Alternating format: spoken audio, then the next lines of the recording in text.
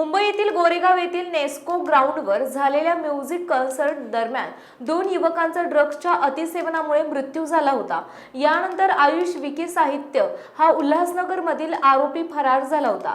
Raigad police अधीक्षक आचल दलाल यांच्या मार्गदर्शनाखाली पोलादपूर पोलीस ठाण्याचे सहाय्यक पोलीस निरीक्षक आनंद रावडे यांनी केलेल्या नाकाबंदीमध्ये गोवा येथे कारने जाताना आयुष साहित्य याच्यावर झडप घालून पकडण्यात आले।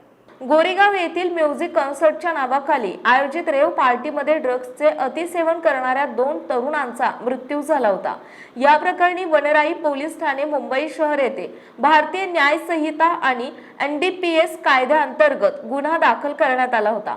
या गुन्ह्यातील फरार आरोपी नामे आयुष विकी साहित्य वय 24 राहणार उल्हासनगर हा मुंबई गोवा महामार्गाने गोवा येथे पळून जात असल्याची माहिती मुंबई पोलिसांना कळवण्यात आल्याने पोलादपूर पोलीस ठाणे आणि स्थानिक गुन्हे शाखा यांच्या संयुक्तपणे पोलादपूर येथे नाकाबंदी आणि सापळा रचून ताब्यात घेण्यात आले।